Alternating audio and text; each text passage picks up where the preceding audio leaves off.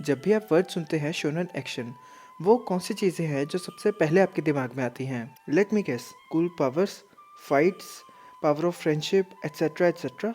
ऐसा इसलिए है क्योंकि genres are built on association. और जब भी आपने एक जॉनरा के बहुत सारे शोज देख लिए होते हैं, तो आप उसका एक जनरल स्ट्रक्चर समझ जाते हैं।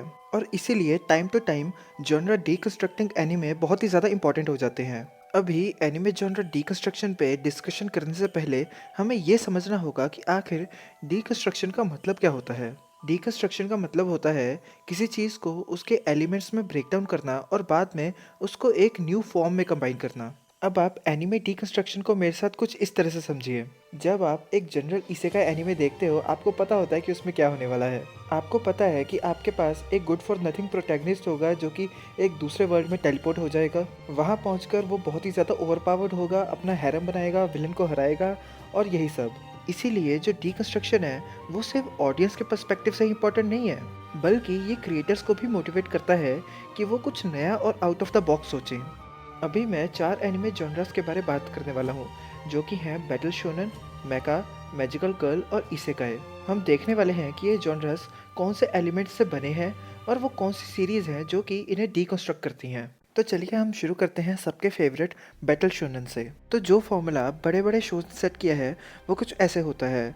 हमारे पास अपना एक प्योर हार्टेड प्रोटैगनिस्ट होता है और साथ में होता है उसका थोड़ा edgy rival. Main character throughout story character growth और पावर ग्रोथ विटनेस करता है। मीनवाइल वो सबसे ज़्यादा पावरफुल हो जाता है और साथ ही साथ अपनी ड्रीम को भी अचीव कर लेता है। अभी मुझे गलत मत समझना, इस फॉर्मूला में कुछ भी इनहेरेंटली गलत नहीं है, बल्कि हमने बहुत सारी सीरीज़ देखी हैं जो कि इस फॉर्मूला को बहुत ही अच्छे से एग्जीक्यूट करती हैं और आज भी एग्जीक्यूट करती आ रही हैं। बट स्टिल ये एक सेम फॉर्मूला है। लेकिन अब हम उस सीरीज़ पर नज़र डालते हैं जिसका कि नाम है हंटर हंटर। ये सीरीज बैटल शोनन के सभी ट्रोप्स पे रिलाई करने के बजाय हर बार उन्हें सबवर्ट करती है। ये लगभग हर एक सिचुएशन को रियल वर्ल्ड लॉजिक और ट्विस्ट देती है। इसमें ये तो स्पेसिफाई किया गया है कि हमारे मेन कैरेक्टर गॉन के पास एक जनरल टैलेंट है, लेकिन वो ऐसा कुछ नहीं कर सकता जो कि बाकी लोग नहीं कर सकते, और इसी के चलते वो अपनी ज़्यादातर फाइट्स जीतता भी नहीं है। और उसी तरह से जब हम इस शो के विलन्स की बात करते हैं, हम ये देखते हैं कि वो भी ट्रेडिशनल विलन्स की तरह नहीं है।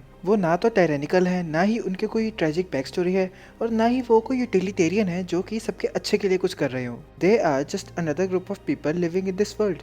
जैसे कि अगर हम फैंटम ट्रूप की एग्जांपल ले, तो वो इस शो का विलन ग्रुप है। उसी तरह से जैसे नारुतो में अकाट्सुकी और ब्लीच में अरानकार हैं। लेकिन जिस चीज़ में फैंटम ट्रूप इन दूसरे ग्रुप से डिफर करते हैं वो ये है कि इनके मेंबर्स में आपको एक रियल फ्रेंडशिप देखने को मिलती है। जब भी किसी और एनिमे में विलन ग्रुप के मेंबर मरते हैं तो उनके बारे कोई परवाह नहीं करता, बल्कि सीधा के सीधा अगले थ्रेड पे मूव ऑन किया जाता है। इधर जब फैंटम ट्रूप को पता चलता है कि उनके एक मेंबर की डेथ हो गई है, then they are literally emotionally destroyed. हाँ, ऑफ कोर्स हिसोका को छोड़कर, लेकिन वो अपने आप में ही एक एक्सेप्शनल विलन है। But coming back, we also have someone like Meruem, जिसका कि जन्म ही एक मॉन्स्टर की तरह हुआ था and he was strongest creature to ever live.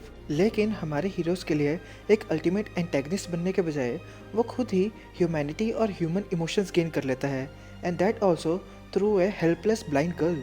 जबकि हमारा मेन कैरेक्टर गॉन अपनी ह्यूमैनिटी को लूज करने और खुद एक मॉन्स्टर जैसा लगने लगता है जस्ट बिकॉज उसने किसी अपने को खो दिया। और रियल वर्ल्ड भी इसी तरह से वर्क करता है। आप किसी अपने को मरता देख सुपर सैयन में ट्रांसफॉर्म नहीं हो जाओगे। Losing someone actually breaks you, while at same time gaining love for someone can actually change you. और इसी चीज़ के चलते जो हंटर हंटर है वो इतना यूनिक है, क्योंकि ये हीरोज और विलन्स की स्टोरी नहीं है, ये सिर्फ लोगों की कहानी है जो कि एक हमसे अलग वर्ल्ड में रह रहे हैं। एक और एनिमे है जो कि शोनन बैटल जॉनरा को डीकंस्ट्रक्ट करता है, लेकिन एक अलग वे में है। मैं बात कर रहा हूँ वन पंच मैन की। ये शोनन जॉनरा को रियल लाइफ पर्सपेक्टिव देने के बजाय उसको पैरोडी करता है। उसके हर एक एलिमेंट को बहुत ही ज़्यादा ओवर एक्सेजरेट किया जाता है ताकि ये दिखाया जा सके कि वो एक्चुअल में कितने ज़्यादा फनी और पॉइंटलेस हैं।